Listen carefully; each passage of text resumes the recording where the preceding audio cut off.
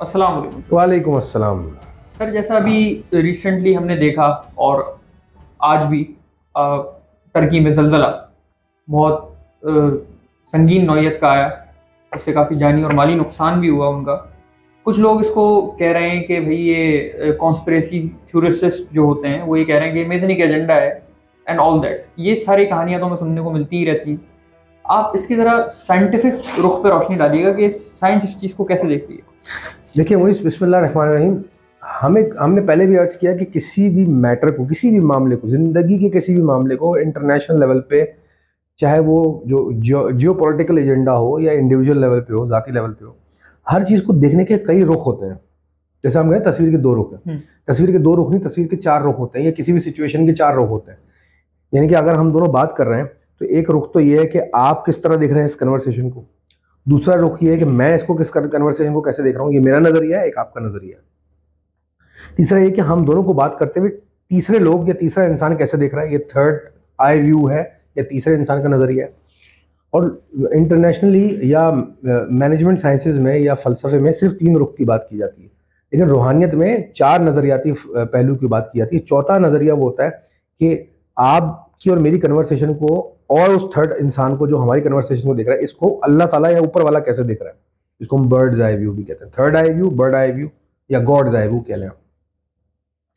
तो ये टर्की में ज़लज़ला आया, आपने अर्ज़ किया, इसके भी देखने के कई नज़रिए। इसको हम साइंटिफिकली भी देख सकते हैं, इसके रूहानी अपनी इम्प्लीकेशंस भी हैं, इसकी कॉन्स्पिरेसी साइड भी है, और इसकी एक मोटिवेशनल साइड या कह लीजिए फ़िलोसॉफ़िकल साइड भी है कि इससे क्या हमें सबक मिलता है। साइंटिफिकली आपको भी पता है और अवामुन नास को पता है, और अब ये सर्च भी कर सकते हैं कि टेक्टोनिक प्लेट्स जब मूव करती हैं अर्थ के क्रस्ट के ऊपर तो ज़लज़ले आते हैं। और टेक्टोनिक प्लेट्स, साइंस ने इतनी तरक्की कर दी कि पूरी दुनिया की मार्क हुई हुई हैं। कराची भी एक टेक्टोनिक प्लेट के बिल्कुल बेल्ट के ऊपर वाक़ है। जिस तरह टर्की में जहाँ अदाना के पास ज़लज़ला आया है, उस बेल्ट के ऊपर वो भी टेक्टोनिक प्लेट दो मर्ज होती हैं एग्जैक्टली उसी जगह के ऊपर। तो एक तो हमारे पास साइंटिफिक अंडरस्टैंडिंग है। ऑब्वियसली वो टेक्टोनिक प्लेट मूव कर रही हैं, हर वक्त आहिस्ता आहिस्ता मूव कर रही होती हैं। हर वक्त दुनिया में हज़ारों किस्म के ज़लज़ले आ रहे होते हैं, बड़े माइनर माइनर 3 रिएक्टर स्केल पे, 4 रिएक्टर स्केल पे। लेकिन जब टेक्टोनिक प्लेट्स बड़ी मूवमेंट करती हैं, दोनों प्लेटें बड़े लेवल पे मूव करती हैं, तो आपको पता है बड़े ज़लज़ले आते हैं। जैसे 7.8 पहले आया, अभी 6.3 या 6.1 सुबह कल आया है। तो एक तो ये इसका रीज़न आ गया। दूसरा रीज़न, अब ये जो लोग कहते हैं 84 के अंदर अमेरिका ने एक टेक्नोलॉजी डेवलप की थी, इसको हार्प कहते हैं, HARRP। हार्प टेक्नोलॉजी इन्होंने जो डेवलप की थी यूनाइटेड स्टेट्स ने, वो इसलिए की थी कि वो ज़ेरे ज़मीन जो भी मादनियात है उनको ढूंढने के लिए उन्होंने ऐसा रेडार, ऐसा सोनार डेवलप किया था। नीचे इलेक्ट्रोमैग्नेटिक वेव्स या साउंड वेव्स मारता था कई मेगाहर्ट्ज़ के ऊपर, 1 लाख मेगाहर्ट्ज़ के ऊपर, 10,000 मेगाहर्ट्ज़। जब वो वेव्स मारते हैं तो जब वो वेव्स रिफ्लेक्ट बैक करती हैं रेजोनेट करके, तो उनको पता चल जाता है कि कौन सी मादनियात ज़ेरे ज़मीन है। मिसाल के तौर पे अगर हम 10,000 मेगावाट पे कोई वेव मार रहे हैं और अगर नीचे लोहा है तो उसकी साउंड फ्रीक्वेंसी ये आएगी, और अगर कॉपर है तो साउंड फ्रीक्वेंसी ये आएगी। उन्होंने वो फ्रीक्वेंसियाँ मार्क कर ली थी एक्सपेरिमेंट करके।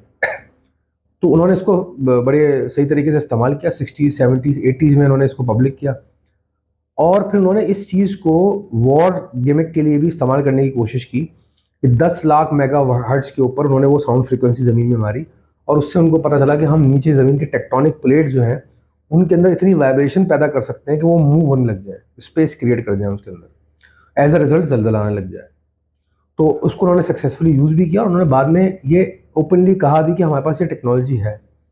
तो अब जब कुछ शवाहिद ऐसे मिलते हैं टर्की के ज़लज़ले में, और कुछ चीज़ें ऐसे कनेक्ट भी होती हैं जिस पे लोग ये थ्योरी बना रहे हैं, मैं कॉन्स्पिरेसी नहीं कहूँगा क्योंकि हम कॉन्स्पिरेसी कह के ना उनको, उनका सारा मेहनत को ज़ाया कर देते हैं। उसमें कुछ ना कुछ तो हकीकत होगी, तो अपनी जगह जितनी भी दुरुस्तगी है उनके अंदर, वो ये कॉन्स्पिरेसी बना रहे हैं कि टाइमिंग इस ज़लज़ले की, टर्की की जो एटीट्यूड है टुवर्ड्स यूनाइटेड स्टेट्स या वेस्ट, और टर्की की अप्रोच, ये सब चीज़ें इतनी टाइमिंग के हिसाब से हैं। और वहाँ पे इलेक्शन का होना, और उनका थ्रेट करना, और डॉलर के अगेंस्ट जाना, और नेटो में ना शामिल होना, यूक्रेन वॉर और रशिया वॉर में साइड लेना, ये सारे मामला लेके, और उनके ज़लज़ले का जिस तरह आना, और उनको एक किस्म की थ्रेट, उनकी इकोनॉमी का क्रैश करना, तो ये एक साफ कॉन्स्पिरेसी है, एक साफ ताना बाना बोलता हुआ नज़र आ रहा है कि ये हार्प टेक्नोलॉजी यूज़ की गई।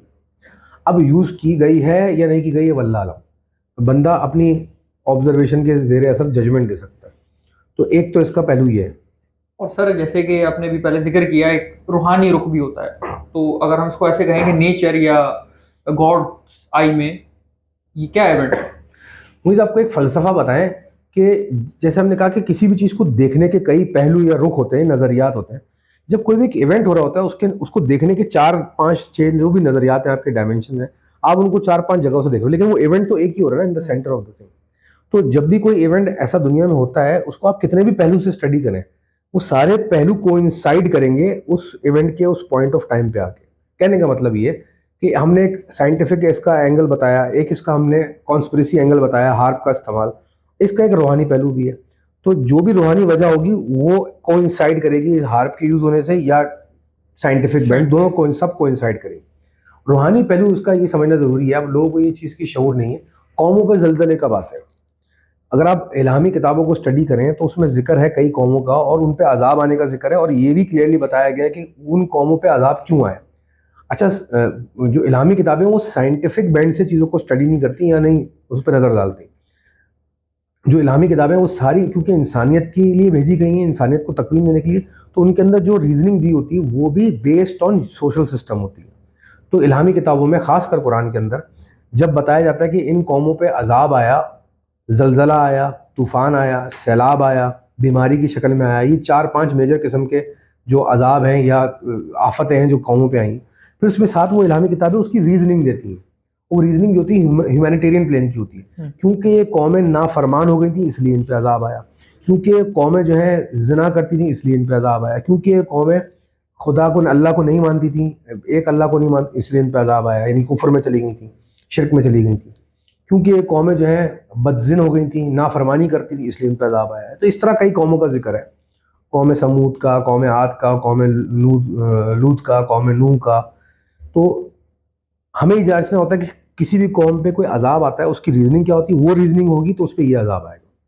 तो जब कौमों पे जलजला आता है, जब वो कौमें तकब्बुर का शिकार होती हैं, अगर आप इल्हामी किताबों को स्टडी करें, जो कौमें ज़्यादा तकब्बुर की तरफ जाती हैं तो उन पर इस किस्म की आफतें आती हैं, खासकर जलजले का उन कौमों के बारे में जिक्र है। तो अब ये मेरी ऑब्जर्वेशन है।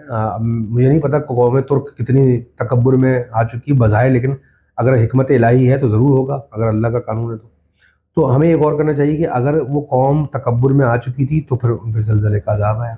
और वजह क्या बनी? भले वो हार्प यूज़ हुआ हो, भले वो साइंटिफिक रीज़न हो, वो सब कोइंसाइड करेगा, वो सब कोइंसाइड करेगा। रीजनिंग कहते हैं ना, जो भी अल्लाह की हिकमत से इवेंट होते हैं, इंसान उनमें रीजनिंग ही ढूंढता है। मुसब्बिबुल असबाब अल्लाह ताला, हम सबब को समझने की कोशिश कर सकते हैं और उसकी वजह ढूंढ सकते हैं, लेकिन हमें हिकमत समझ में नहीं आती अनटिल अनलेस अल्लाह ताला खुद अपने किसी बंदे को अपनी हिकमत समझाना चाहे।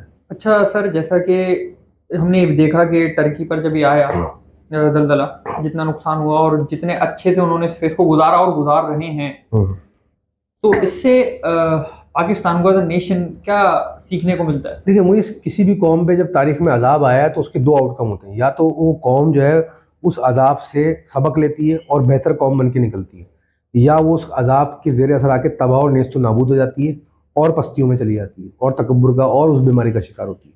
तो अब हमें देखना ये है बहैसियत कौम पाकिस्तान कि टर्किश नेशन जो है वो इस अजाब के बाद किस तरीके को अपना रही है। क्या वो बेहतर कौम बन के सामने आ रही है? तो हमें वो तौर तरीके अपनाने चाहिए। अगर वो बेहतर कौम बन के सामने नहीं आ रही तो हमें सबक लेना चाहिए, गौर व फिक्र करना चाहिए, हमें तौबा करनी चाहिए। Thank you sir.